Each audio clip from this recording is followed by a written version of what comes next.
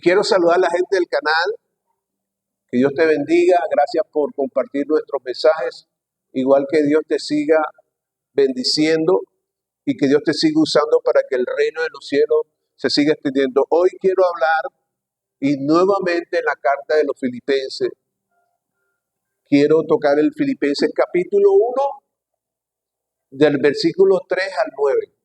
Filipenses 1, del versículo 3 al versículo 9.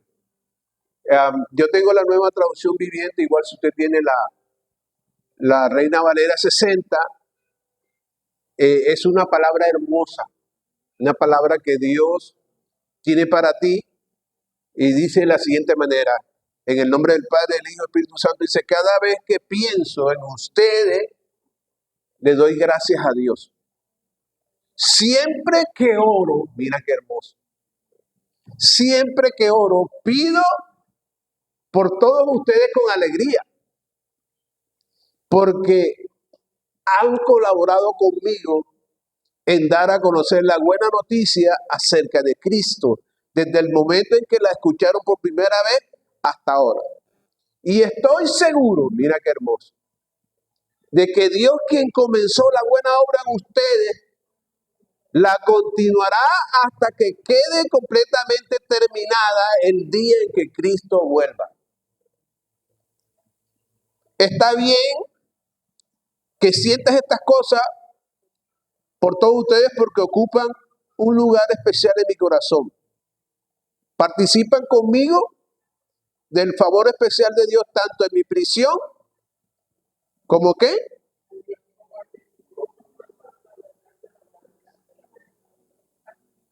Como el defender o confirmar la verdad de las buenas. Ok. Dios sabe, perdón, se me perdió aquí. Dios sabe cuánto los amo y los extraño con la tierna compasión de Cristo Jesús. Y mírenlo, este es el versículo clave. Le pido a Dios que el amor de ustedes desborde cada vez más y que sigan creciendo, diga conmigo, en conocimiento y entendimiento. Ese es clave. Si tú te quieres parar con éxito frente a los embates de la vida, esas dos palabras son clave: entendimiento y conocimiento. Entonces, el título del mensaje es Cristianismo versus el sistema del engaño. Cristianismo frente al sistema del engaño, o cristianismo versus sistema del engaño. Hay una pugna. Entonces, mira, Pablo en sus oraciones daba gracias a Dios por todo, pero sobre todo le daba gracias a Dios a la iglesia de Filipo, porque era una iglesia que estaba siempre presto a sus necesidades.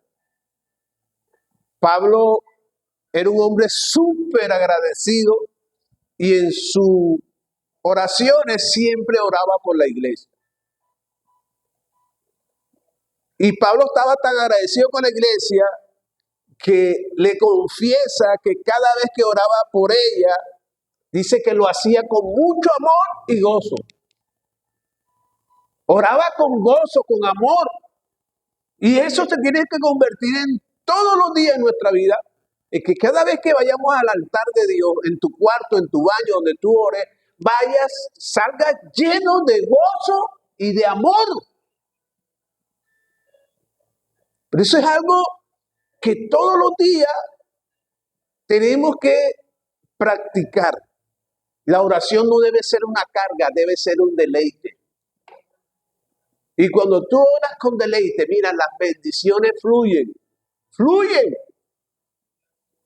Y entonces Pablo nos da un ejemplo en que debemos estar agradecidos con todas aquellas personas que nos tendieron la mano en tiempos difíciles.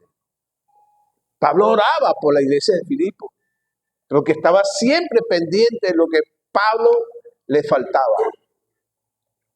Y fíjate que hay favores difíciles de compensar. Hay gente que te hace un favor y tú no sabes cómo pagarle. ¿Y cómo le pago?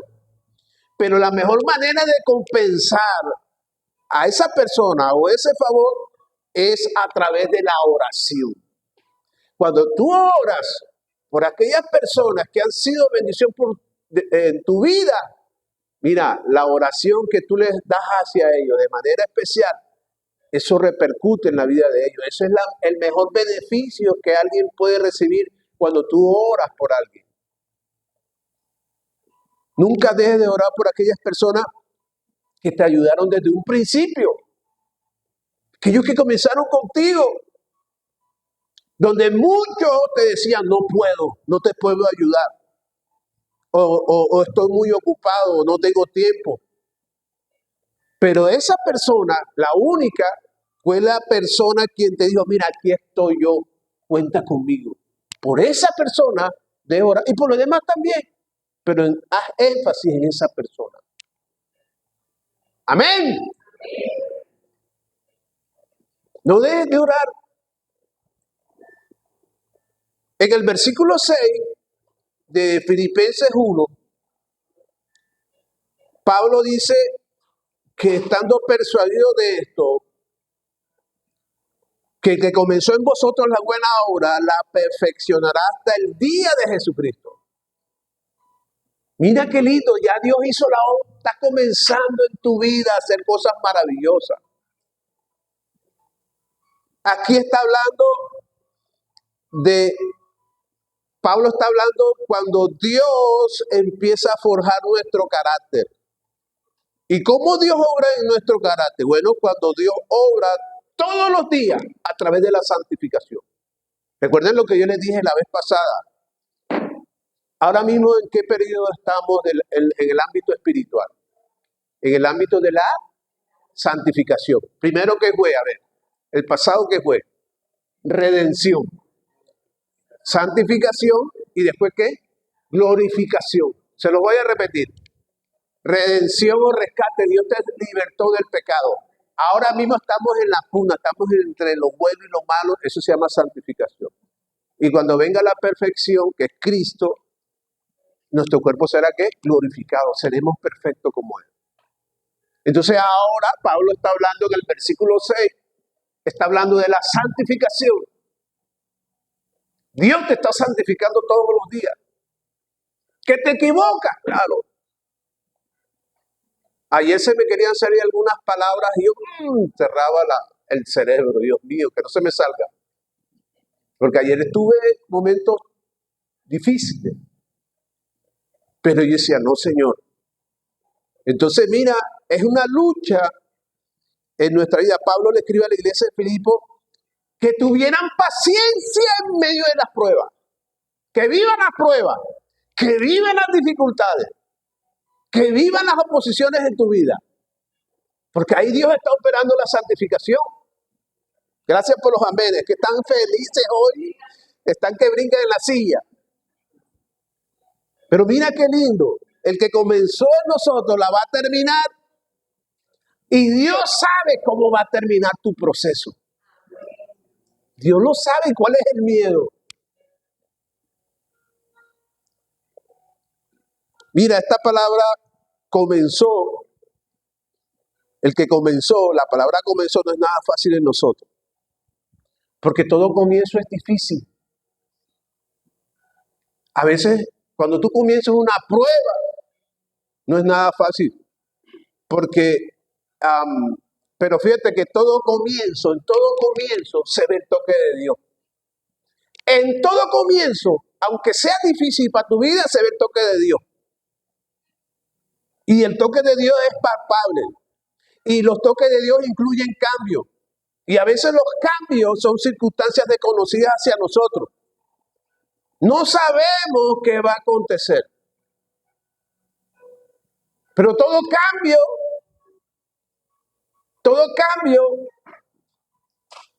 comienza con una incertidumbre. Pero esa incertidumbre, ese temor, ahí opera la santificación. Mira qué hermoso. Es ahí donde Dios empieza a moldear tu carácter. ¿Y sabes qué es lo que Dios anhela? Colocar grandes virtudes de su Hijo Jesucristo en nosotros. Mira, tú te pareces a Cristo. Dile al que está al lado, tú te pareces a Cristo. No lo mires con desconfianza. Esa persona que tú ves ahí difícil, ahí está Cristo, aunque no lo creas. Ese es tu aguijón. Diga, gloria a Dios. ¿Sí o no, María Victoria? A veces nuestras esposas, nuestros esposos, mi esposa a veces a mí me dice unas verdades pim pim que ustedes no me conocen, pero es Dios tratándome a través de ella. Ese es mi aguijón. Y yo soy aguijón para ella también. Porque no crean porque yo sea pastor, no vamos a encontrar desavenencias en la familia. Claro que los hay. Pero ahí está operando ¿qué? La santificación. El que comenzó va a terminar contigo. Lo va a terminar contigo. Y la idea es que tú te parezcas a Cristo. ¿Ok? Así que Dios tiene que anular todo aquello que no representa al nuevo hombre. Por eso es que hay cosas que tú no has visto el favor de Dios todavía o no has visto la promesa, porque Dios primero tiene que anular al viejo hombre. Y ya Dios tiene ideado el proceso. Dios tiene ideado el proceso que más adelante, oye, le vas a dar gracias a Dios. Ahora, los procesos de Dios son lentos. Y en medio de ese, vivimos un mundo de apuros, de afanes. Tenemos que comprender que la santificación es progresiva. La santificación es progresiva. Que el milagro más grande no es que Dios te sane, no es que Dios te dé un auto, no que Dios bendiga a tus hijos. El milagro más grande que está operando en tu vida es que tú estás creciendo por dentro. Hay algo que está dentro de ti. Tú vienes aquí no por la carne, porque la carne no quiere. Mire que ayer gente me dijo, pastor, espéreme mañana. No los he visto. ¿Por qué? Porque ella es pesada, la carne no quiere sujetarse a la voluntad de Dios. Pero ustedes vienen aquí porque la nueva naturaleza que hay dentro de ustedes lo hace. Mira qué lindo. El que comenzó en nosotros, la obra va a terminar. Mira, el Señor, mira, Dios es tan lindo que el Señor toma su cincel y poco a poco empieza a golpear esas áreas rústicas que hay en tu vida. Levanten la mano en los que sienten que en su vida hay cosas rústicas. Claro, todo. Algunos son impacientes, algunos son malhumorados, algunos son tercos, ¿sí o no? Algunos peleamos con la boca, no nos cuesta disciplinarnos. Son luchas, son luchas. Somos demasiado frágiles, débiles, cualquier circunstancia nos desmotivamos, son debilidades. Y son áreas que Dios tiene que tratar de alguna manera. Entonces, fíjate, todos aquellos toques que hemos recibido del Señor están siendo transformados día y día a su imagen. A su imagen. Y fíjate que al final el Padre Celestial terminará con alegría al ver esculpido la imagen de su Hijo en nosotros. Recuerda que Dios ve más allá de lo que tú eres.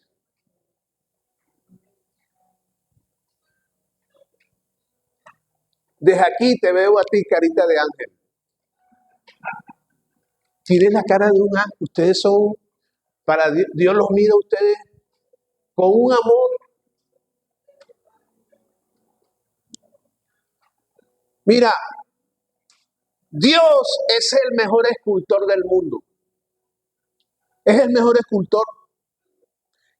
Oye, sus golpes son perfectos. ¿A cuánto les gusta el béisbol aquí?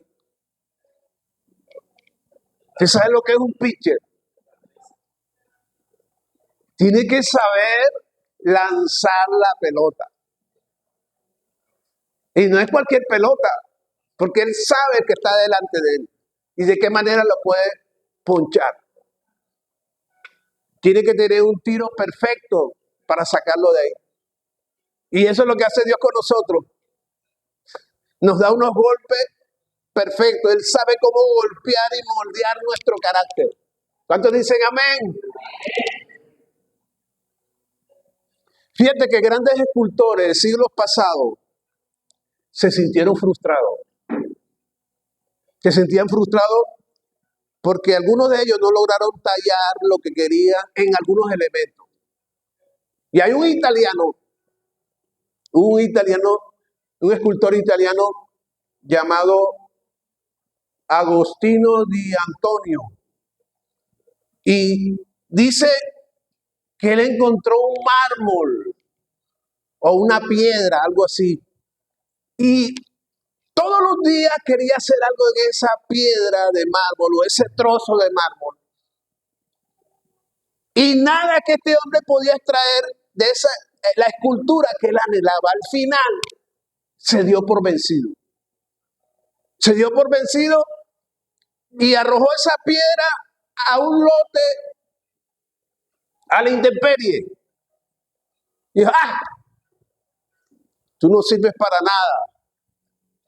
Pero dice la historia que un día Miguel Ángel, otro escultor, estaba paseando cerca de ese lugar y vio el mármol tirado.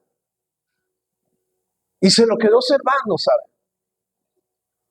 Y se lo quedó analizando y pidió a los que estaban con él que se lo llevaran al taller. Y comenzó Miguel Ángel a trabajar poco a poco. Y se dio cuenta que no era fácil. Oye, se dio cuenta que no era fácil sacar una figura de esa piedra. Pero él no descansaba. Día y noche no se daba por vencido. Y con mucha delicadeza, tomaba el cincel y miraba hacia un ángulo, hacia el otro. Dormía y decía, voy a hacer esto así. O sea, para él no fue nada fácil. Pero ¿sabes qué? Hasta que al final, cuando el trabajo estuvo terminado, se llenó de satisfacción.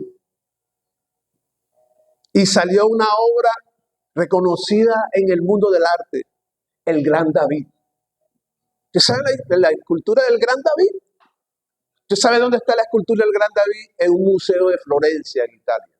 Y cada vez que usted vaya, yo sé que ustedes algunos van a ir a Florencia, Italia, visiten ese museo. Esa es la historia que quiso representar a... se me olvidó el nombre. El que... No, Miguel Ángel. Él quería representar cuando David se iba a enfrentar a Goliat antes de la pelea. Según él, representa eso. Ahora, pastor, ¿y usted qué me quiere decir? Bueno, te quiero decir muchas cosas. De la misma manera pasaba con nosotros. Hubo gente que te vio, abusó, te usó y te echó a un lado. Hubo gente que te engañó, que te hizo sentir especial y después... Pero un día pasó Jesús y te vio tirado cuando nadie creía en ti. Cuando tú no te creías ni en ti mismo por la manera en cómo te trataron. Y empezó Dios a hacer una obra maravillosa contigo, que de hecho tú estás aquí porque el que comenzó la obra la va a terminar. Mira qué lindo.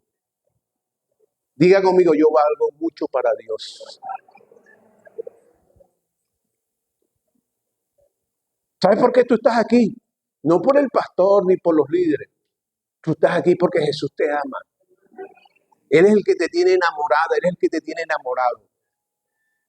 El que está, esos golpecitos, dice, pastor, pero yo no entiendo que aquello, que lo otro, por qué esto, por qué lo otro. Es Dios, son los toques de Dios. Lo que pasa es que nosotros lo miramos desde el punto de vista humano y lo miramos como una carga. Pero esas pruebas, esos toquecitos son bendiciones disfrazadas. Detrás de cada toque hay un milagro, pequeño, grande, mediano, no sé, pero ahí está el toque de Dios. El que comenzó en vosotros la obra la va a terminar. Y bien que la está culminando con ustedes. Hay uno que les cuesta más trabajo a Dios, los difíciles. Pero Dios está haciendo algo. Entonces fíjate que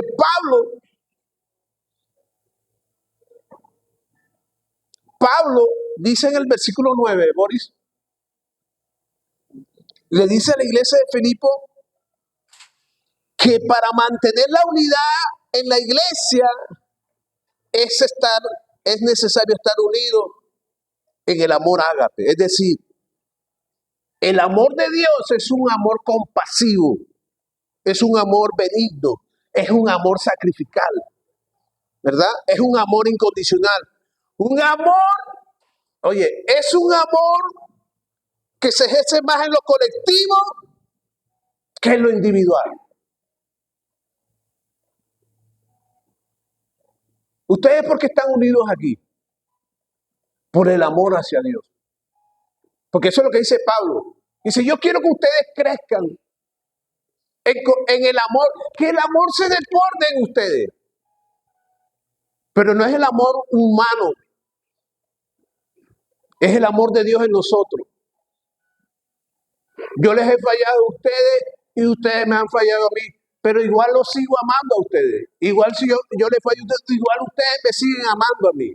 Ese es el amor perfecto. El amor carnal es distinto. El amor carnal es la indiferencia, el orgullo, la altivez. El amor carnal es aquel que dice, si tú no das, yo tampoco. No. Por eso es que Pablo dice, yo quiero que ustedes crezcan en el entendimiento y el conocimiento hacia Dios, que es el amor. Amen a Dios. Y cuando tú amas a Dios, tú creces. Tú quieres crecer. Entonces eso es lo que está diciendo Pablo, que el amor de Dios es un amor que no impone, sino es un amor que orienta. Diga conmigo, el amor de Dios no impone, orienta. Tú no te das cuenta que cuando alguien te hace daño, tú no tratas de imponer tu voluntad y dices, sí, me la vas a pagar. No, ya tú no. Tú dices, Señor, ¿qué hago? ¿Cómo hago yo para amar, perdonar a esa persona?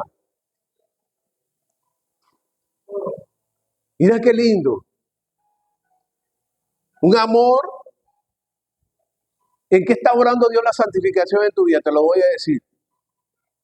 En que tú aprendas, en que sobre todo ese amor comprenda y tolere a los débiles en la fe. ¿Por qué crees que en la familia tienes gente tú difícil? ¿Por qué crees que tienes un papá, una mamá difícil o un hermano difícil? ¿Por qué tienes un compañero difícil? ¿Por qué tienes un jefe difícil? ¿Por qué tienes un vecino difícil? ¿Por qué tienes alguna gente en la iglesia, gente difícil? Para que aprendas a tolerar. Diga conmigo, aprender a tolerar. Lucho, ¿tú toleras a Nuri? Bastante, ¿verdad? Sí. Amén. Ese es amor. Henry, ¿tú toleras a Astrid? Porque es que la gente piensa que el amor es que te digan cosas bonitas. Y es chévere cuando te dicen cosas bonitas. No, pastor. Es chévere cuando la gente te deja mal. Dios, pero cuando tienes a alguien difícil, ¡ay, Señor, cámbialo! No, es una bendición. Porque aprendes a tolerar. ¿Cómo vas a crecer si la persona no te hace la vida de a cuadrito? Esa es santificación. Me pasa que nosotros nos tienen engañados que todo va a estar bien, que todo va a marchar bien. No. Entre más difícil sea la gente que tú tengas cerca, está operando más la santificación. Ay, pastor, este mensaje no me está gustando. Bueno, pero Dios lo ha dicho así, ¿yo qué puedo hacer? Claro. Entonces, fíjate qué lindo, este es un amor desbordante. Y cuando se persigue esta clase de amor en la iglesia, estoy convencido que eso nos lleva a un objetivo específico. Entonces, mira, la iglesia, cuando tú estás lleno de amor, cuando tú estás tan lleno de Cristo, eso fomenta el conocimiento. Fomenta el conocimiento hacia aquellas personas que todavía, la mayoría de las personas están incautos en un sistema lleno de mentira y de engaño. Porque ¿con qué está luchando la iglesia, si tú lo sabías? Contra un sistema de mentira y de engaño. No todos los noticieros dicen la verdad. No todos los periódicos dicen la verdad. Ahí hay dinero metido. No todo lo que escucha es verdad. No todo lo que dicen los laboratorios clínicos es verdad. No todas las farmacéuticas les conviene que tú sepas la verdad. Y qué tristeza que aún hasta los mismos médicos se prestan. Y te mantienen la enfermedad ahí, pero no te curan. Y así es todo. Por eso el cristianismo se ha convertido en un enemigo del sistema. Y a ellos no les conviene que tú crezcas en el conocimiento y en el entendimiento. Amén.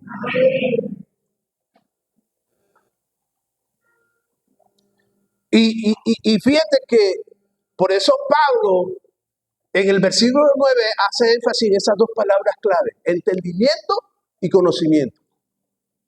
Y nos conviene crecer en el conocimiento, porque entre más conozcamos de Cristo, vamos a saber cuáles son los objetivos en nuestra vida, cómo será nuestro futuro con Él.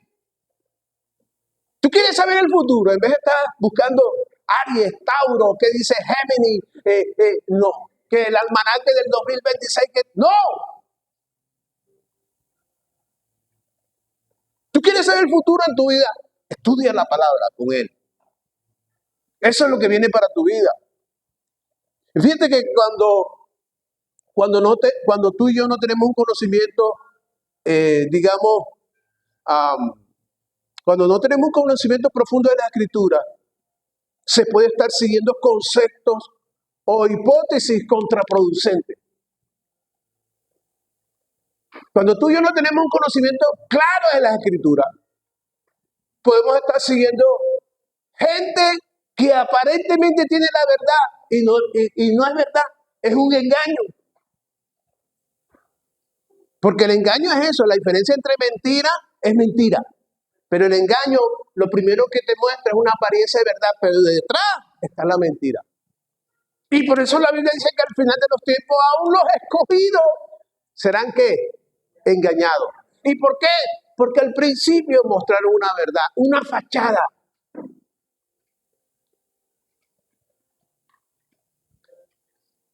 Con razón Pablo dijo en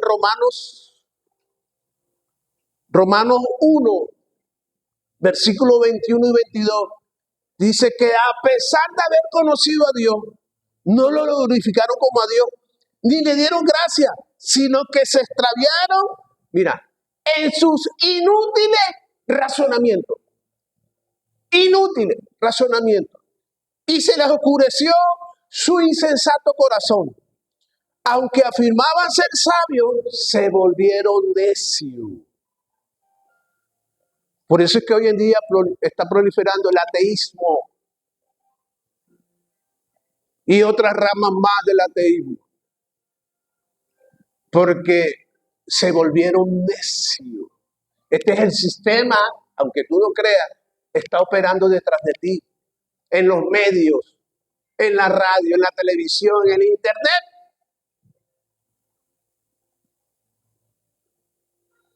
Y sabes que son tan fuertes esos medios que muchas veces manipulan tu conducta, manipulan tu decisión. Dile al que está al lado, despiértate, que Cristo viene pronto. Estás dormido. No creas a todo lo que te dicen. Y tan fuerte es el sistema que la misma Biblia dice que aún los ministros de las tinieblas serán como pastores en las iglesias. ¿Escuchaste? Hay pastores que no vienen de Dios. Hay líderes que no vienen de Dios. Son puestos por el enemigo. Y Pablo lo dice, y lo dicen otros más. Ahora, ¿sabes qué? Lo que dice Pablo en Romanos 1, 21, 22 es que el hombre siempre ha sido, su conocimiento siempre ha sido vano. Y Pablo está afirmando que el conocimiento de los hombres sin Dios no tiene un firme fundamento. Óyeme, solo son hipótesis. Hipótesis en cuanto al origen de la vida y el fin de la misma. No, que nosotros evolucionamos, apareció un reptil, un anfibio, un X en el agua y nos desarrollamos. Mentira. Tenemos que creer más en el creacionismo que en el evolucionismo. Es la realidad. Nosotros salimos de Dios, no de la tierra. Dios sopló, nos recogió de la tierra, pero Él sopló en nuestra vida. Y tenemos que tener claro eso. Porque al final, muchos de los hijos de Dios seguirán historias del hombre, mentiras del hombre. Fíjate que un periodista español llamado Francisco Umbral, ¿cuándo han oído hablar de Francisco Umbral? Es poeta. Fue un hombre, y yo creo que ya murió. Un gran poeta, un gran escritor y un gran periodista. Y Francisco Umbral dijo algo en el periódico El Mundo. Imagino que ustedes ya han hablado del periódico El Mundo de España. Y Francisco Umbral dijo algo que Nietzsche dijo. Nietzsche, si han hablado de hablar de Nietzsche, ¿verdad? Dice, ¿sabes qué dijo Francisco? Francisco, ¿dónde está Francisco? Dijo, Nietzsche y su grupo, dijo así, afirmaron que el fin del mundo antiguo, dice, ha llegado el fin del mundo antiguo al publicar que Dios había muerto. Óyeme, que Dios había muerto. Y el hombre quedó solo en el universo. Además, Nietzsche agregó que las instituciones como la iglesia estaban decayendo porque eran arcaicas. Mira qué tremendo. Y tuvo Netflix. ¿Cuántos tienen Netflix? Tuvo Netflix que sacar una película. No recuerdo el nombre. Creo que se llama Dios existe. No sé cómo. Dios no está muerto. Algo así. Por esa hipótesis de Nietzsche. Que Dios había muerto y que el hombre quedó solo y por eso estamos como estamos. Pero es una mentira. Es un engaño.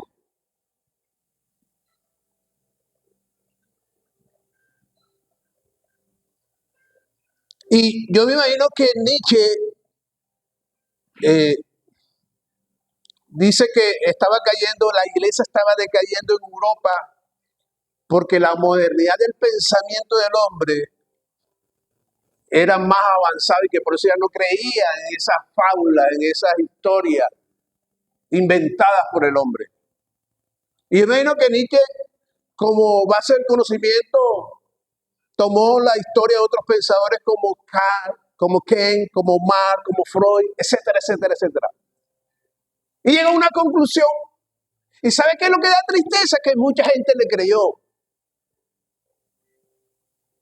Y sabes que estos pensadores, a no darle credibilidad a la existencia de Dios, ¿sabes por qué se deriva eso? Por causa de su culpa, por causa de su orgullo, por causa de sus necesidades. O sea, ellos, cuando hablan de esa manera, tratan de tranquilizar su pobre conciencia. Ojo con tus hijos. ¿Qué le están enseñando a tus hijos del colegio? ¿Qué le están enseñando a tus hijos en la universidad? A veces a mí hay jóvenes que me dicen, pastor, a mí me salen con unos argumentos y yo no sé cómo defenderme. ¿Y por qué pasa eso? Porque la iglesia no prepara a los jóvenes cómo enfrentar teorías falsas como esta. Y cuando saben que un joven es cristiano, se burlan de él. Por eso es que tenemos que crecer cada día en el conocimiento y en el entendimiento de Cristo. ¿Cuántos me están escuchando? Ellos tienen una pobre conciencia por causa del pecado. ¿Ya? Fíjate que el conocimiento del hombre es muy limitado con respecto a la línea de la vida. Aún ellos no saben qué va a ocurrir después de la muerte. ¿Sabe qué? Que la hipótesis de estos pensadores jamás podrán anular la existencia de Dios. Cada vez que el hombre logra ser instrumento sofisticado,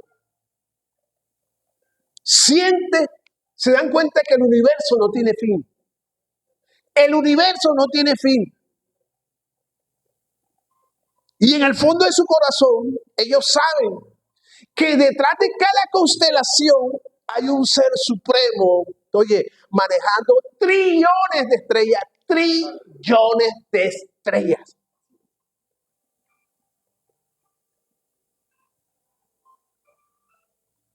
Mira qué hermoso Dios. Oye, escúchame, solo Dios sabe el principio y el fin de todo. Solo Dios. Por eso es importante tener a Dios como el centro de tu vida. Porque cuando tú lo tienes como centro, diga conmigo, lo tengo todo, diga, lo tengo todo. Él es la fuente de todo, de conocimiento. Y ¿sabes qué? Que cuando tú y yo lo conocemos, oye, ¿sabes qué te ayuda eso? Cuando tú conoces a Dios, empiezas a descansar en Él, porque tú sabes que Él tiene el control de todo, de tu economía, de tu salud, de tu familia, de tu futuro. Tú empiezas a descansar en medio de la palabra. Dale un aplauso a este líder.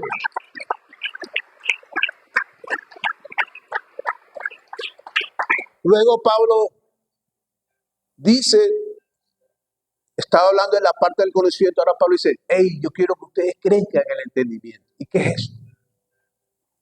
Crezcamos en el entendimiento.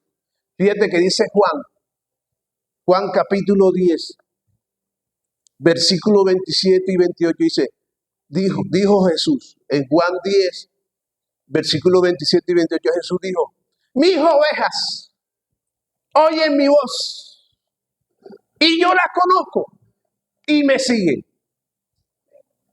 Si escuchan una voz extraña, huyen.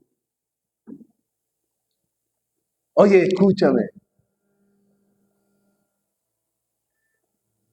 Dicen que las ovejas no son muy inteligentes. No son muy inteligentes que digamos, pero tienen una gran memoria. Las ovejas.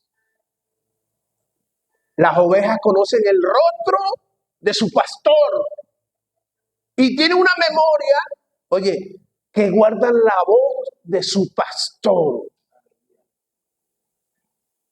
Ellas no escuchan cualquier voz.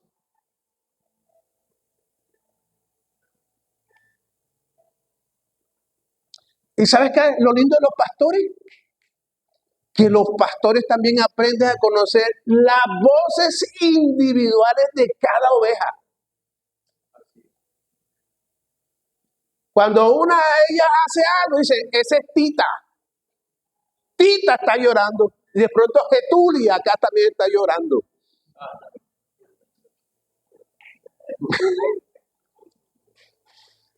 Ese nombre es bonito, ¿verdad? Getulia. La misma ciencia, la misma vida de los animales nos enseña que detrás de cada esto hay un creador. Y fíjate que esto con qué va relacionado, en dos cosas, familiaridad y confianza. Entre el pastor y la oveja hay familiaridad y confianza.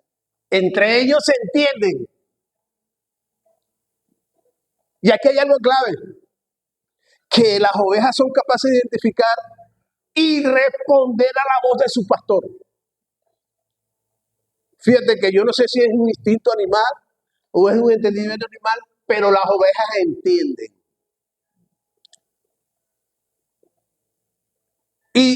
Y ¿sabe qué? Que Jesús quería ilustrar la confianza y obediencia que deben seguir sus discípulos. Levanten la mano los que son discípulos de Jesús.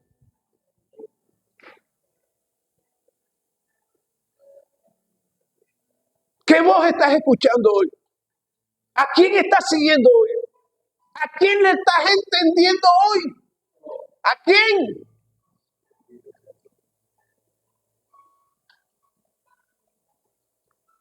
Mira, una oveja sin pastor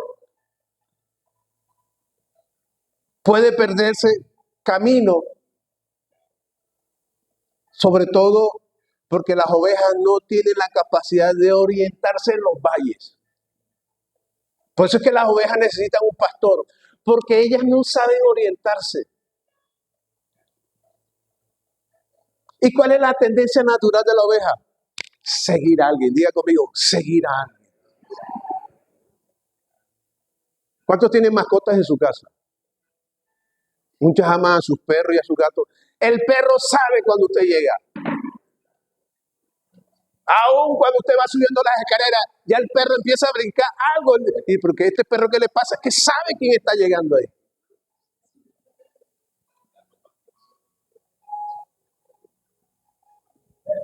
Entonces, fíjate, la tendencia natural de la oveja es siempre seguir a alguien.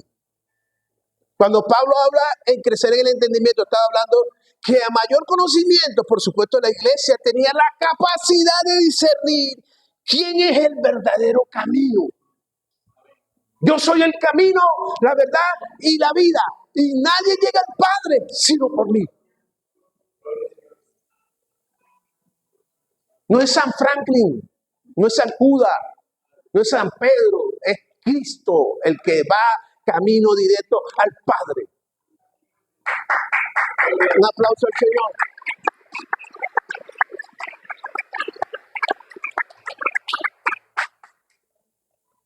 ¿Sabes qué estaba haciendo el enemigo? Que el enemigo en esa época de Pablo estaba usando falsos maestros. O sea, ¿qué hacían los falsos maestros? Presionaban a la iglesia para seguir ciertas reglas de la ley. Ciertas reglas de la ley para ser salvo. Óyeme, para ser salvo. Entre estos que los hombres tenían que circuncidarse para ser salvo. Y Pablo dice, eso es una mentira. Y otras normas más que ya no encajaban en el nuevo pacto. Y por eso hay gente en las iglesias cargada, porque tienen a las pobres ovejas de Dios, que aquello, esto, que aquello, esto, que lo otro. No viven un cristianismo, no viven la esencia del cristianismo. Donde la principal esencia del cristianismo es el amor. Y cuando hay amor, dice que el verdadero amor echa fuera el temor. Entonces, desde un principio hay una pugna. Ustedes no se dan cuenta de lo que pasa aquí afuera, pero hay gente que sabe que hay una iglesia aquí. Y en el fondo de su corazón dice, ahí está la chusma. Chusma, chusma. Pero no somos chusma. Chusmas son ellos que van un camino torcido. Nosotros somos seguidores del Dios verdadero, el alfa y omega, el principio y fin, la vida verdadera, la puerta estrecha, el alfa y la omega. La luz resplandeciente, el príncipe de paz, el príncipe de los pastores. A ese es el que estamos siguiendo, el que te dio la vida. Ese fue el que sopló a través de tu mamá y tu papá para que tú nacieras. Y fuiste escogido entre más de 500 millones de espermatozoides. Tú no naciste por accidente. Tú naciste porque ya Dios, desde un principio, ya Dios sabía lo que iba a hacer contigo y lo que te venía y lo que estás viviendo ahora.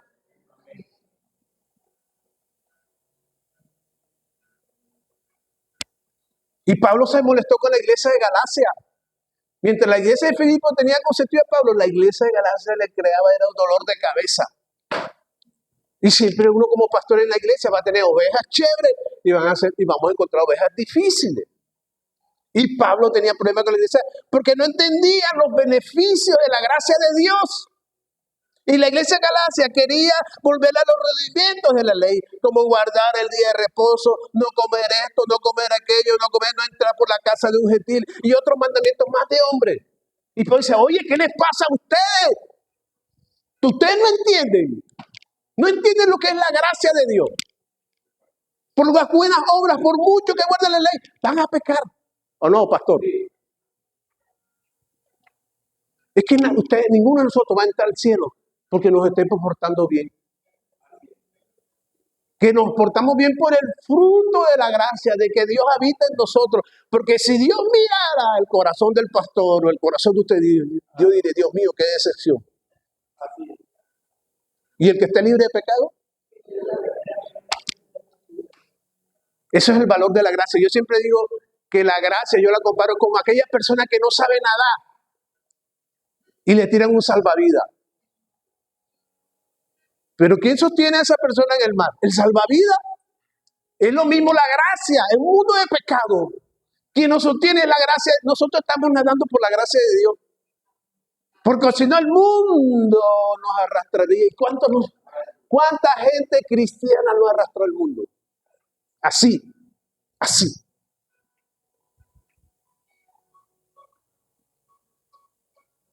El día que esté el juicio final, tómate la pastillita. Porque ahí te vas a sorprender y dice, sí, ese está siendo condenado por el pastor como... Sí, ese.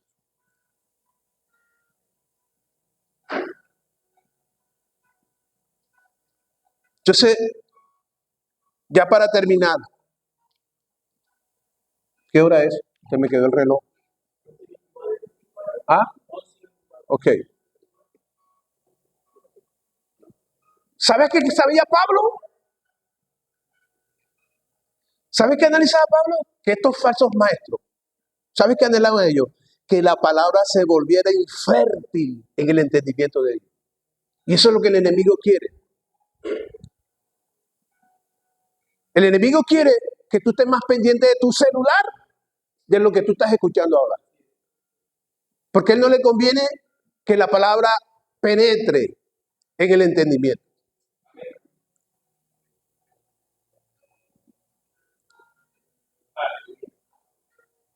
Y te voy a decir algo, pero quiero que duermas tranquilo. El enemigo siempre ha querido truncar el desarrollo del conocimiento y el entendimiento de la iglesia. Si uno se da cuenta que algunas iglesias tienen son unos payasos en el altar y no unos verdaderos pastores. Les da miedo predicarle la verdad a la iglesia. Porque teme que los mejores diezmadores y ofrendadores se vayan. Pero tendremos que darle cuenta a todos. Yo imagino que Dios a los pastores los pondrá a un lado a todos. Todos allá.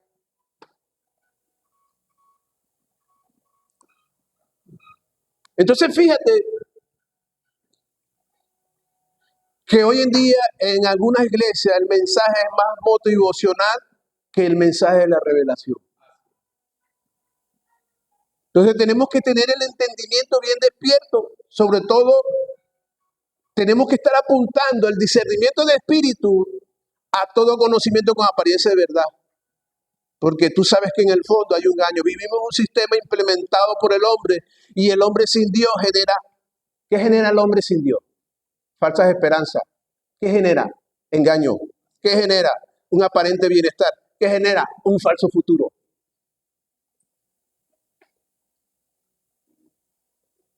Y la gente va a donde el sistema lo guía, incluyendo los hijos de Dios. Tenemos que estar a la moda. Tenemos que hacer aquello y lo otro. No nos podemos quedar atrás. Nos ha metido el consumismo aquí. Atiborrado de tarjetas de crédito, de deuda. Porque el sistema te impone que necesitas esto, necesitas aquello, que tú tienes que mostrar algo, porque si tú no muestras algo, nadie te va a prestar atención.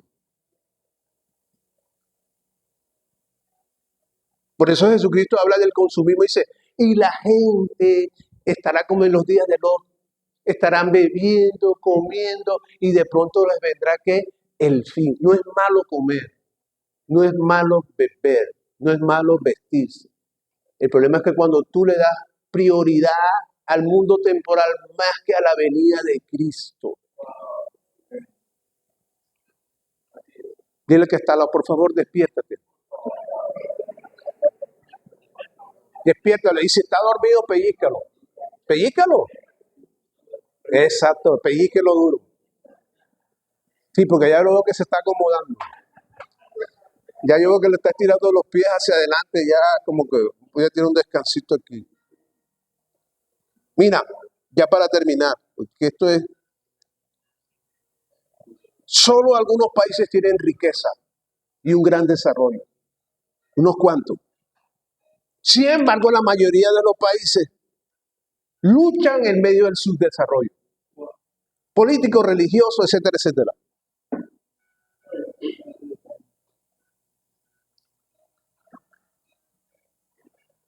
Y hay una lucha en cuanto al sistema y tantas cosas más, y eso por supuesto va creando incertidumbre en la humanidad. Sin embargo, hay para terminar, Jeremías 9:23. ¿A dónde te llevo yo a la conclusión del mensaje? Jeremías 9:23. Mira lo que dice Jeremías 9:23 y grábatelo. Porque eso te va a ayudar a reestructurar tu éxito, tu futuro, tuyo y de tu familia. Mira lo que dice. ¿Ya lo buscaste? Jeremías. Esa es la nueva traducción viviente. No dejen que el sabio se jacte de su sabiduría, o el poderoso de su poder, ni el rico de su riqueza. Más adelante dice, más bien, alábese aquel, entenderme y conocerme, que yo soy Dios. Mira qué rico, es lo que yo te quiero llevar ahí. El sistema es la primera parte. ¿Quién no quiere tener plata? Levanta la mano, yo soy el primero. Todo el mundo quiere tener plata. Y pensamos que con tener plata vamos a resolver todo.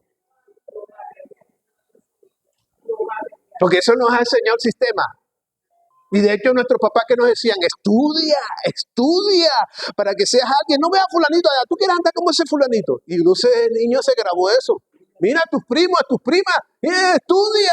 Pero nunca nos enseñaron, hey, aprende a amar a papá Dios por encima de tus estudios.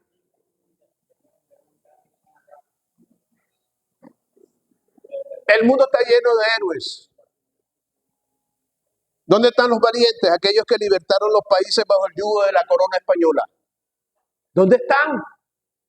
¿Dónde está Sebastián de Belalcázar? ¿Dónde está Pedro de Heredia? ¿Dónde está el señor Higgins?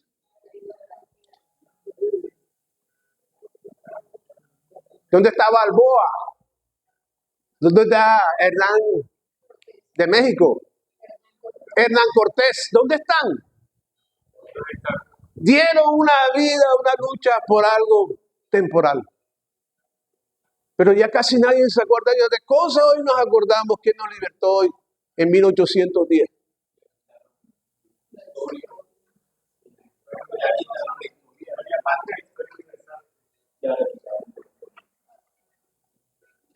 No se alabe el rico de su riqueza.